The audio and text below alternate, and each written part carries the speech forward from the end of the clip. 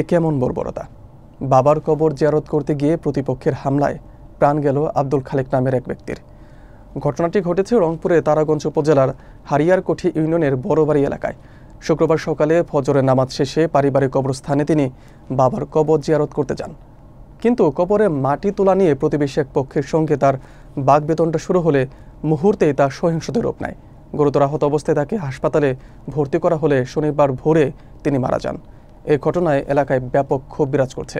বিস্তারিত থাকছে শফিউল মণ্ডলের প্রতিবেদনে। রংপুরে তারাগঞ্জ উপজেলার হারিয়ারকোঠি ইউনিয়নের বড়বাড়ি এলাকায় গত শুক্রবার সকালে এই মর্মান্তিক ঘটনাটি ঘটে।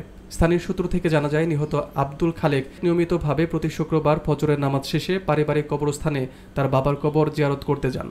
সেদিন তিনি দেখেন যে বাবার কবরের পাশ থেকে কেউ মাটি খুঁড়ে নিয়ে গেছে। বিষয়টি তিনি প্রতিবেশীদের কাছে জানতে চাইলে তাদের সঙ্গে বাকবিতণ্ডার এক পর্যায়ে হামলা শুরু হয়। হামলাকারীরা দেশীয় অস্ত্র নিয়ে আব্দুল খালেকের উপর চড়াও হয়। বাবু মিয়া নামের এক হামলাকারী খুন্তি দিয়ে আব্দুল খালেকের মাথায় আঘাত করলে তিনি গুরুতরভাবে জখম হন। আব্দুল খালেকের চিৎকারে তার বড় ভাই আব্দুল সালেক ও মহবুল এগিয়ে এলে তারাও হামলা শিকার হন। স্থানীয়রা এলাকাবাসী দ্রুত আহতদের উদ্ধার করে রংপুর মেডিকেল কলেজ হাসপাতালে ভর্তি করান। সেখানে চিকিৎসাধীন অবস্থায় শনিবার ভোরে আব্দুল খালেক মারা যান। নিহতের পরিবার এই নৃশংস হত্যাকাণ্ডের জন্য হামলাকারীদের ফাঁসির দাবি জানিয়েছে এবং নিহত আব্দুল খালেকের মৃত্যুর পর তার স্ত্রী বারবার মূর্ছা যাচ্ছেন বলে পরিবার জানায়। এই ঘটনায় এলাকায় ক্ষোভ ছড়িয়ে পড়লে ডাঙ্গিরহাট এলাকায় বিক্ষোভ মিছিল করে এলাকাবাসী। স্থানীয় ইউপি সদস্য আমির আলী বলেছেন, নিহত খালেক ধর্মপ্রাণ মানুষ ছিলেন এবং সামান্য মাটি নেওয়াকে কেন্দ্র করে এমন নৃশংস হত্যাকাণ্ড ঘটেছে। রংপুরের অতিরিক্ত পুলিশ সুপার সঞ্জিত কুমার সরকার জানিয়েছেন, ঘটনার সঙ্গে জড়িতদের চিহ্নিত করা হয়েছে এবং দ্রুত গ্রেফতার করে আইনের আওতায় আনা হবে।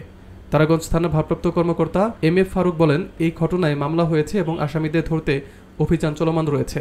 ময়নাতদন্ত শেষে নিহতদের মরদেহ নিজ বাড়িতে আনা হলে পুরো এলাকায় শোকের ছায়া নেমে আসে।